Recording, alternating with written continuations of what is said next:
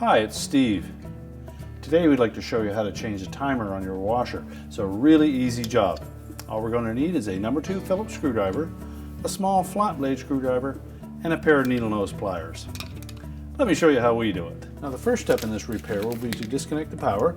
So simply pull the plug, and we'll want to pull the washer far enough forward that we can access 2 Phillips screws that are in the bottom corners of the console. So we'll loosen both of those screws completely.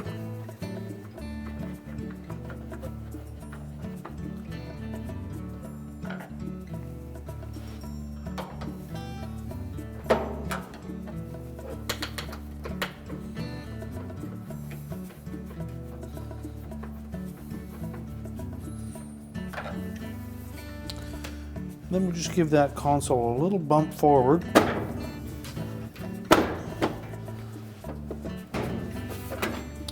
And then we can just tilt it and roll it completely back out of the way. Our first step will be to take our needle nose pliers. We're just going to grasp this center shaft with them and get a good firm grip.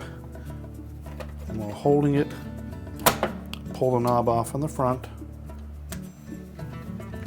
Set that aside. We'll next need to remove the wire harnesses from the timer. So the flat blade, just reach in under the edge, disconnect that locking tab. Do the same with the large harness at the front.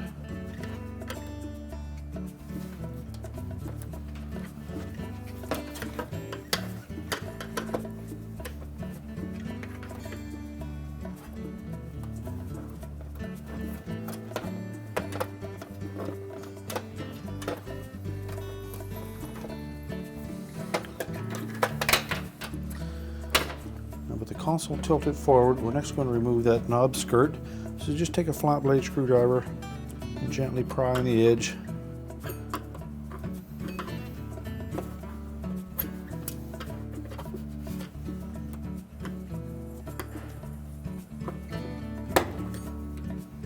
And slide that off the timer shaft.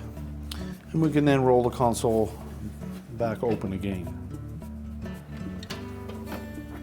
Now next we need to lift up on this little locking tab at the base of the timer, and it fits into a little square opening on the mounting plate. So just take a flat blade screwdriver, gently pry up on that, slide the timer forward, and that will disengage all of the mounting points, and we can pull it away from the console. Now before we install the new timer, we first of all want to make sure that the center shaft is pulled fully out and that that pin down the middle of that is depressed completely. We can then fit the timer into the opening, lining up the 4 slots with the holes in the mounting plate.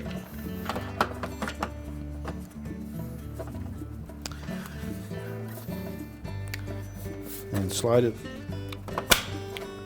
towards the outside, making sure that those all engage. And then reinstall the wire harnesses.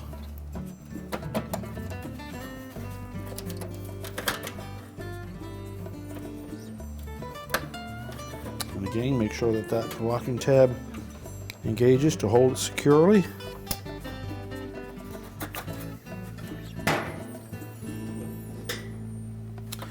We can then rotate that console down into position. We'll next need to line up the skirt with the outer shaft, and the inner hub of that skirt has got a projection on it that will line up with a slot on that shaft.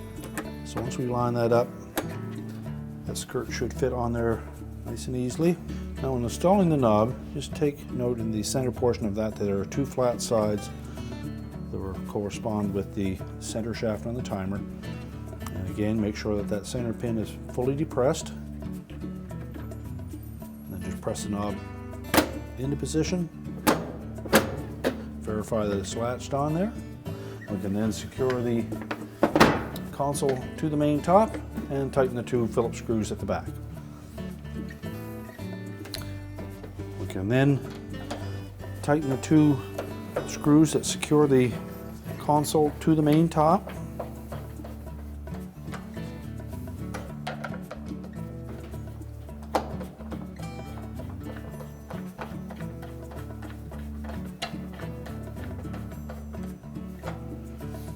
We're now ready to reconnect the power, and our repair is complete.